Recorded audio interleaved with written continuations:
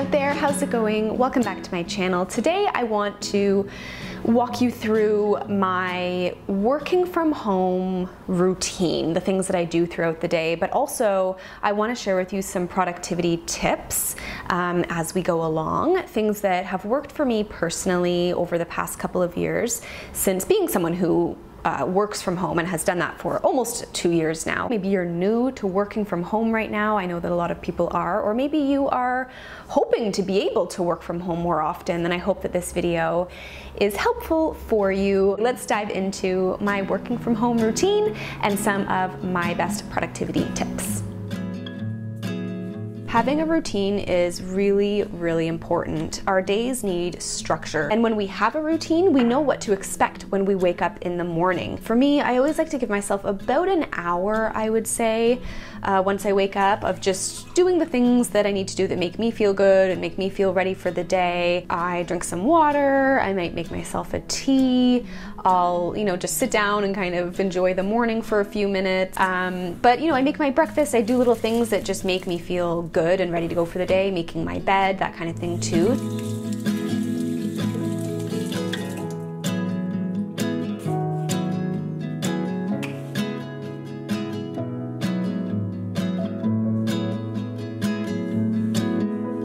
Sometimes I'll even do a little workout. I'm not a crazy gym goer or, someone who works out really hardcore every single day, but I do like to do a few body weight exercises. Maybe I'll do some stretching, maybe I'll do some yoga. Working from home, you are at home all day, and you do have to put in that extra effort to make sure that you're moving your body. Now, some people like going for a walk or a run outside first thing in the morning, and I do always have my daily walk, but I tend to do it at the end of my day when I'm, feeling a little bit more cooped up. Sometimes I'll do it in the middle of the day, but whatever works for you, just having that consistent routine helps you to prepare for the day. You feel more balanced, more nourished, and it helps you to avoid diving into work immediately upon waking, especially, while you're still in bed or if you're still in your pajamas, which does not feel good.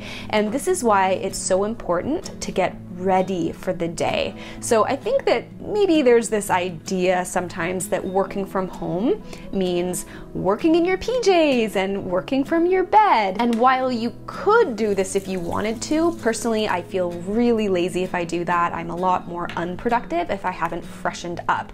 So you want to feel good, get ready as if you're going out. Have a shower, fix your hair, put on your favorite clothes if you want to. I like to put on things that are comfy but still make me feel good and fresh and ready for the day. I put on a little bit of makeup usually. It's gonna help you to feel a lot more productive.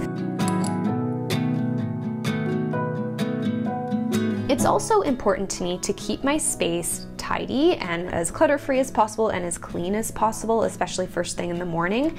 A messy space equals a messy head. It really does. It can be quite distracting when the area that we are working in is messy and cluttered. And honestly, sometimes I'll even start my day by doing a quick little vacuum. Of course, doing a little bit of a nighttime tidy up is also essential here.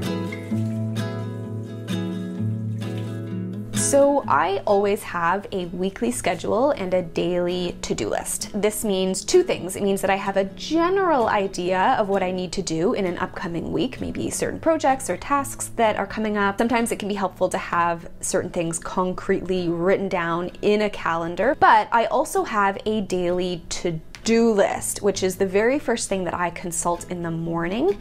And I use Evernote. I have all kinds of different little notes and notebooks on there, but I have one particular notebook called my to-do list, and I always change the date on it manually based on what day it is, and I just make any adjustments where necessary. I add things to that to-do list, I remove things that I've already done, and I always consult that first thing in the morning, and it really helps me to know what I need to do that day. Otherwise, you're gonna feel really lost. It is so essential to have some kind of list-making system or calendar system in place. And when it comes to making lists, it's really important to keep your tasks practical and doable for any given day. I try to keep my tasks somewhat to a minimum, but really just focusing on the important things and not writing down, you know, a list of 15 things that I want to do that day. It's a lot less overwhelming. This is also why celebrating accomplishments, even just really small ones, is important here. You want to be cognizant of what you have been completing instead of always just focusing on what you haven't yet finished. What I also like to do with my to-do list is I have the little checkmark boxes beside each of the items that I want to do, and I really enjoy checking them off. It feels good to do that. You know, give yourself credit. Remind yourself that you can only do so much in a day. When working from home, or anywhere for that matter, there's going to be the inclination to check your phone, to check social media, or other distractions. And this is why I always have my phone notifications and beeps turned off, and also why I'll often throw my phone in another room, because it can be pretty distracting, even just having it near you. What we want to do is we want to do our best to access a state of deep work, and that is why we want to try to eliminate distractions as much as possible. And deep work just means like you're really in the zone, you're super focused, you're getting work done. It can actually take 20 to 25 minutes or so to get back into a really focused state after experiencing interruption. And I can definitely attest to this. Once I'm distracted, it takes me a bit of time to get back on track. And I am someone who gets distracted easily. This is just part of kind of who I've always been. So I do need to put in that extra effort to make sure that I eliminate distractions as much as possible so that I can get work done. Taking breaks is really important here. To eat, to stretch, to move, to go for a walk, to stand up, even like doing some squats or some jumping jacks, or, you know, anything to just take your mind off of work, you know, doing a non-work activity. It's actually important for your brain. As you can see here, I'm out for my daily walk. Like I mentioned, often this is at the very end of my workday. It really depends. What matters though is getting outside at some point if possible.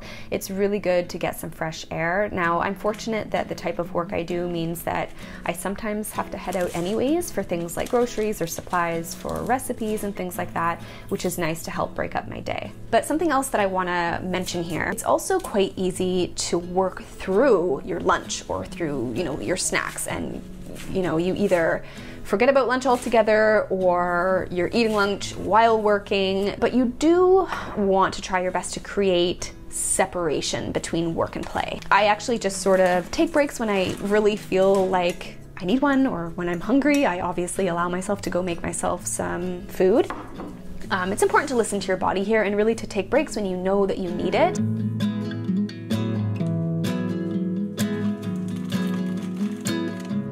It is very, very normal to feel like you just want to watch YouTube videos at home, you just want to check your Twitter, you want to check the news, you want to catch up on the Netflix show that you're binging.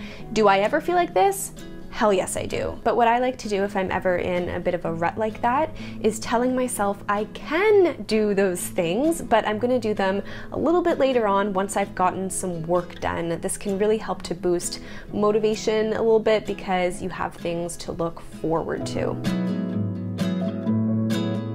So that is it for my working from home routine, the things that I do through the day. These are all some productivity tips that have personally worked for me, and I really hope that they are helpful for you. If you have any tips to share in the comment section below, please share. I would love to hear from you, and I will see you all in my next video.